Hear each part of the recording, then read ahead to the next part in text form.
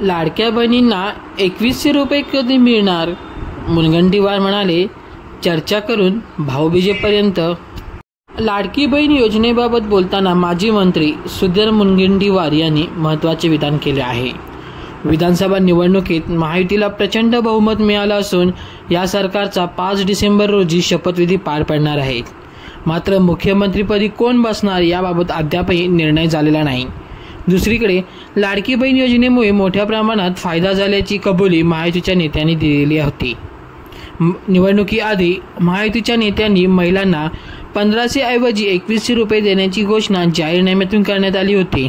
मात्र आता निकालानंतर माजी मंत्री सुधीर मुनगंटीवार यांनी लाडकी बहीण योजनेबाबत महत्त्वाचे विधान केले आहे. 2100 रुपये दिले नाही तर देशभरात आमची प्रतिमा खराब होईल, असं विधान मुनगंटीवार यांनी केले आहे. निवडणुकीआधी महायुती सरकारने लाडकी बहीण योजनेची घोषणा केल्यानंतर जवळपास 2.5 कोटी लाभार्थी महिलांच्या खात्यात प्रत्येकी महिन्याला 1500 रुपये जमा झाले होते. जुलै ते नोव्हेंबर अशा 5 महिन्यांचे 7500 रुपये लाडक्या बहिणींना मिळाले. मात्र आचारसंहितेमुळे डिसेंबर महिन्याचे पैसे निवडणुकीनंतर देण्यात येणार असल्याचे आश्वासन देण्यात आले होते. त्यामुळे आता महिला लाडकी बहीण योजनेच्या पुढील हप्त्याची वाट पाहत आहेत. अशातच सुधीर मुनगंटीवार यांनी इंडियन एक्सप्रेसला दिलेल्या मुलाखतीमध्ये महत्त्वाचं विधान केलेलं आहे. मुलाखतीदरम्यान सुधीर मुनगंटीवार यांना प्रत्येक महिलेसाठी योजनेची मर्यादा 1500 वरून 2100 रुपयांपर्यंत वाढवण्याचे तुमचे वचन तुम्ही पाळाल का? कारण तुमचे एक सहकारी हे एकनाथ शिंदे यांचे वचन होते असं म्हणत आहेत, असा प्रश्न विचारण्यात आला होता. त्यावर बोलताना 2100 रुपये दिले नाही तर देशभरात आमची प्रतिमा खराब होईल, असं मुनगंटीवार यांनी म्हटलं. हे 100% होईल. जर आम्ही महिलांना दिली जाणारी रक्कम 1500 रुपयांवरून 2100 रुपये वाढवली नाही आणि जर आम्ही आमचे वचन पूर्ण केले नाही तर हे संपूर्ण देशासमोर एक उदाहरण ठरेल की आम्ही आमच्या वचनाला मुकलो आहोत.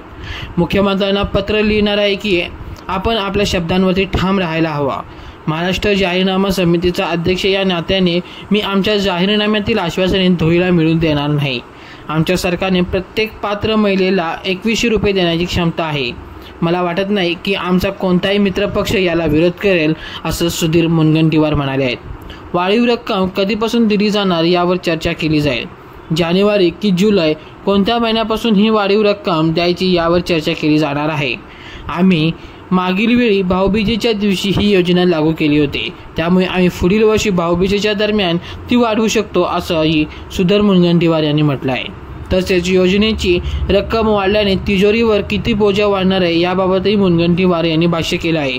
आम्हाला दरवर्षी द्याव्या लागणाऱ्या 7व्या वेतन आयोगाच्या रकमेपेक्षा हे प्रमाण कमी असेल.